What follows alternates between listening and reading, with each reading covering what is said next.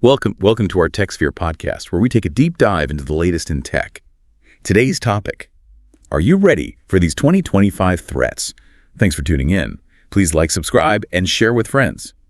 We've got an insightful interview to unpack with Kendall, a senior intelligence analyst at Cisco Talos, and Kirsty, a field CTO at Splunk. They sat down with David Bombal on his YouTube channel, and together they're basically giving us a sneak peek into the future of cybercrime, so we can start prepping our defenses now. It's fascinating how they frame the conversation. It's not about predicting specific attacks, but about understanding the trends and the mindset we need to adopt to stay ahead of the curve. For example, they start by tackling something that might feel a bit like déjà vu ransomware. I know, right? I have to admit, when they started talking about ransomware, I thought, not this again. But what really hit home was when Kendall emphasized that it's still incredibly effective.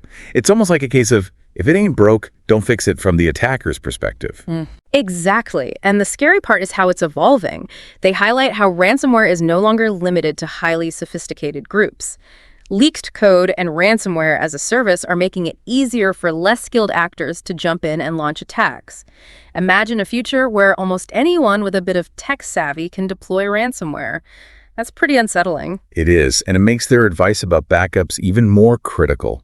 Airtight backups, tested regularly and stored separately from your main systems. That's their mantra. And it's not just about businesses either. Think about all your personal data photos, documents, creative projects. Everything could vanish in an instant if you don't have solid backups. Absolutely. Now, shifting gears a bit, the experts also pointed to what they call the sneaky new frontier, identity-based attacks. This is where hackers use stolen or compromised accounts to wreak havoc. And it's not just about random hackers anymore. It's often those of legitimate users like you or your coworkers. They shared a really startling statistic. About 60% of attacks now involve these compromised legitimate accounts. That means it could be someone using your colleague's login to get into your systems. And the tactics they use are getting increasingly sophisticated.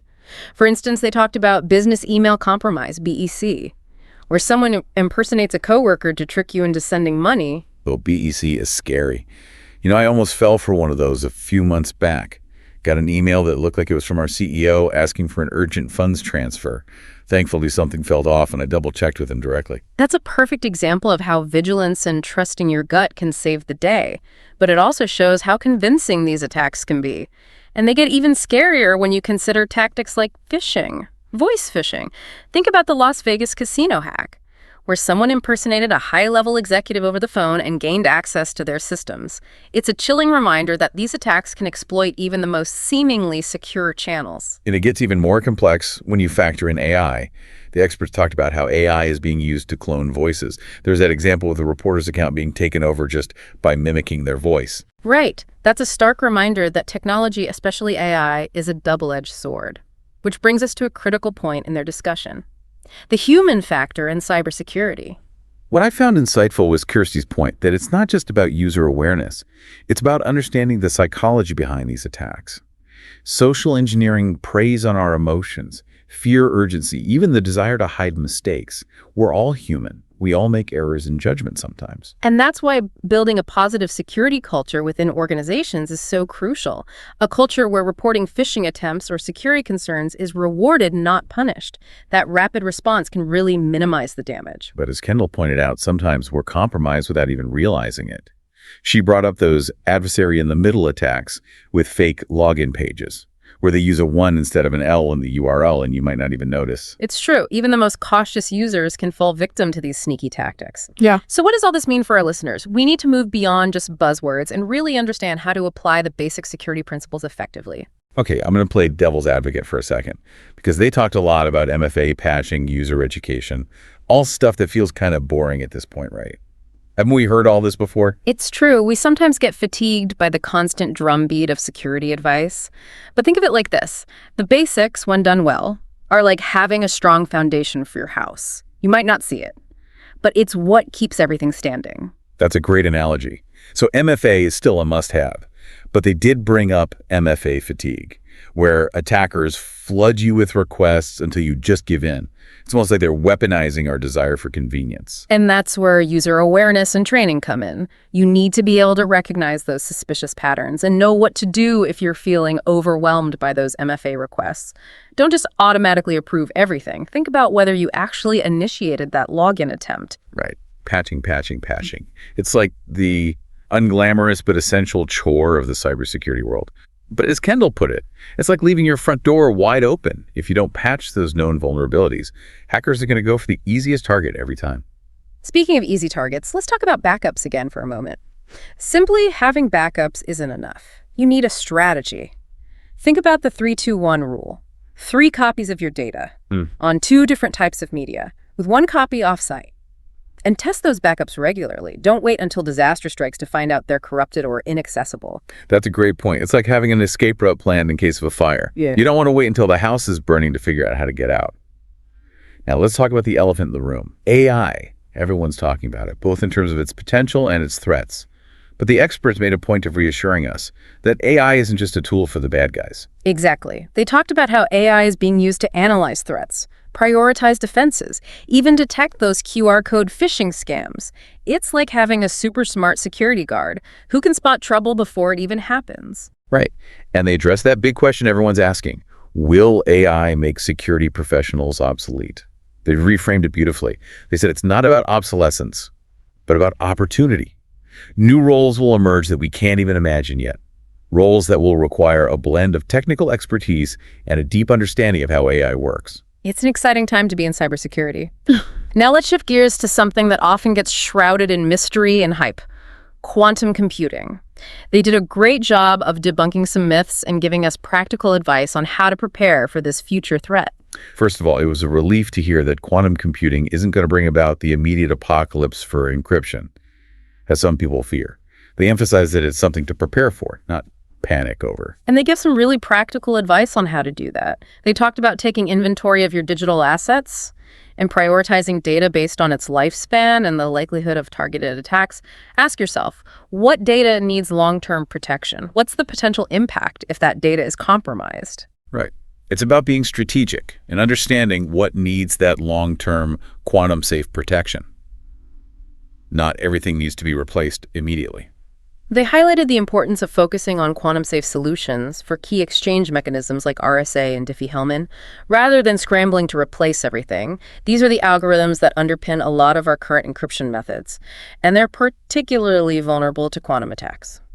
Can you explain what RSA and Diffie-Hellman are, for those who might not be familiar with those terms? Of course. In simple terms, RSA and Diffie-Hellman are algorithms that allow 2 parties to securely exchange encryption keys over an insecure channel. Imagine you want to send a secret message to a friend. You need a way to share a secret key with them so they can decrypt the message. But what if someone is eavesdropping on your communication? That's where these algorithms come in. They use complex mathematical problems that are very difficult for classical computers to solve, but quantum computers could potentially crack them, which is why we need new quantum-safe algorithms. That makes sense. They also mentioned crystals dilithium and crystals kyber. What are those? Those are actually the names of 2 promising quantum-resistant algorithms. They're based on different mathematical principles than RSA and Diffie-Hellman, and they're designed to be resistant to attacks from both classical and quantum computers. It's almost like creating a new language that quantum computers can't understand. So these are the algorithms that will protect our data in a post-quantum world. Exactly. And for those who want to dive deeper, they mentioned resources like the IETF's PQUIP working group, which is developing standards for quantum-safe cryptography. You can follow their work and stay updated on the latest developments. That's super helpful. It's good to know there are experts out there working on this, Yeah. and that we don't have to figure it all out on our own. But let's go back to something more immediate. Those identity-based attacks, they really emphasized how these are becoming the go-to tactic for cyber criminals. Yes. And it's not just about stealing passwords anymore. They talked about how attackers are exploiting vulnerabilities in multi-factor authentication, MFA systems. We touched on MFA fatigue earlier, but there are other ways attackers can bypass MFA, like SIM swapping, or exploiting vulnerabilities in the implementation of MFA itself. It's almost like a constant cat and mouse game between attackers and defenders. So what can we do to protect ourselves? Well, first and foremost, be aware of the different types of MFA attacks out there. Don't just blindly approve every request. Think about whether you actually initiated that login attempt. And if something feels off, don't hesitate to contact your IT department or security team. It's better to be safe than sorry. Now, you mentioned earlier that some of the advice they gave, like patching and user education, felt a bit boring. But they made a really compelling point about why those fundamentals are still so crucial. You're right. It's easy to get caught up in the hype of the latest and greatest security technologies, but they stress that the basics, when done well, are the foundation of a strong security posture. It's like building a house. You need a solid foundation before you can start adding all the fancy features. And patching is like making sure there are no cracks in that foundation, while user education is like teaching your family how to lock the doors and windows. Exactly. It's about creating a culture of security, where everyone understands their role in protecting themselves and the organization. They gave some practical advice on how to foster that culture, like rewarding employees for reporting phishing attempts. It's about making security a positive thing, rather than something punitive. What I found insightful was their emphasis on communication. It's not just about educating users, but also being able to articulate security risks and recommendations to decision makers. It's about being able to tell a story, to paint a picture of the potential consequences if those risks aren't addressed. And they gave some great tips on how to do that effectively, like using real-world examples and focusing on the impact. Instead of saying, we need to patch this vulnerability, you could say, if this vulnerability is exploited, attackers could gain access to our customer database and potentially steal their credit card information. That's much more impactful, and it's more likely to get attention. They also shared some insightful tips for job seekers in the cybersecurity field. They talked about the importance of highlighting your problem-solving skills, your curiosity, your ability to adapt to new challenges. And they encourage listeners to focus on those evergreen qualities, the ones that will serve them well no matter how the technology landscape evolves. Technical skills can be learned, but those core qualities are what will set you apart. I think their advice about finding your passion and letting that guide your career path was really inspiring. It's not just about chasing the latest trend or buzzword. It's about finding something you truly enjoy and are good at.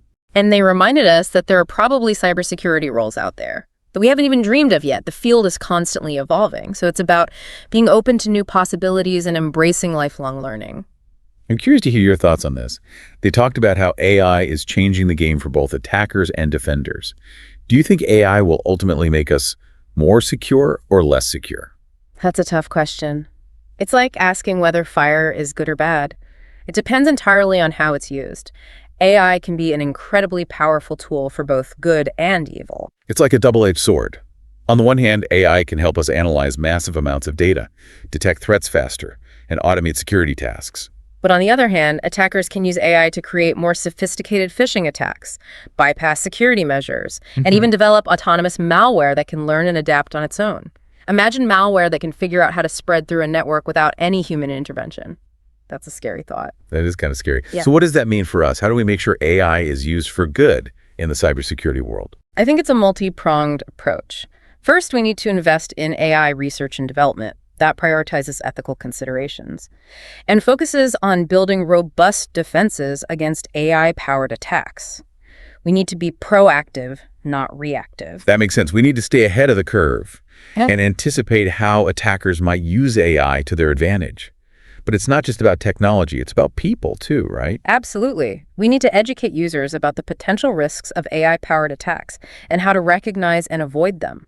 And we need to equip cybersecurity professionals with the skills and knowledge to use AI effectively for defense. It's about empowering people, not replacing them. I love how they frame the conversation. Not as a battle between humans and machines, but as a partnership. AI is a tool, and it's up to us to use it responsibly and effectively to create a more secure future. That's a great way to put it. It's about humans and machines working together to outsmart the bad guys. Now, before we wrap up, I want to circle back to something they mentioned earlier, the Cisco and Splunk partnership. What are your thoughts on how this collaboration is shaping the future of cybersecurity? Yeah, I found that really interesting. They talked about how this partnership is benefiting users in a few key ways. For example, Splunk customers now have expanded access to TELUS incident response services. That's a huge win. It is. And they also mentioned collaborative research efforts like the recent report on the Handala wiper malware. They're combining their expertise to stay ahead of emerging threats. And they talked about how TELUS intelligence is being integrated into Splunk security tools, giving users even more powerful ways to detect and respond to threats. Can you give us an example of how that integration works in practice? Sure. Imagine you're a security analyst using Splunk to monitor your network for suspicious activity. Let's say you see a spike in traffic coming from a particular IP address. You can use the integration with Talos to quickly look up that IP address in the Talos Threat Intelligence database. If Talos has identified that IP address as being associated with malicious activity, you'll get an alert. And you can take immediate action to block that traffic. It's like having a direct line to one of the world's leading cybersecurity research teams. That's amazing. It's like having a whole team of experts working alongside you 24/7. So to wrap things up, what's the one key takeaway you want listeners to walk away with from this deep dive into the 2025 threats? For me, it's this. The future of cybersecurity is not about predicting specific attacks or mastering every new technology. It's about cultivating a mindset of adaptability, curiosity, and continuous learning. It's about being comfortable with the unknown and embracing change. It's about embracing the challenges, asking the tough questions, and finding your own unique way to contribute to a more secure world. And it's about remembering that we're all in this together, whether you're a seasoned security professional or just starting out. We need to collaborate, share knowledge, and support each other to stay ahead of the curve. Well said. Thanks for joining us for this deep dive into the world of cybersecurity. And remember, the best way to stay ahead of the threats is to stay curious, stay informed, and stay connected. Thanks for tuning in. Please like, subscribe, and share this episode with your friends. Until next time, stay safe out there in the digital world.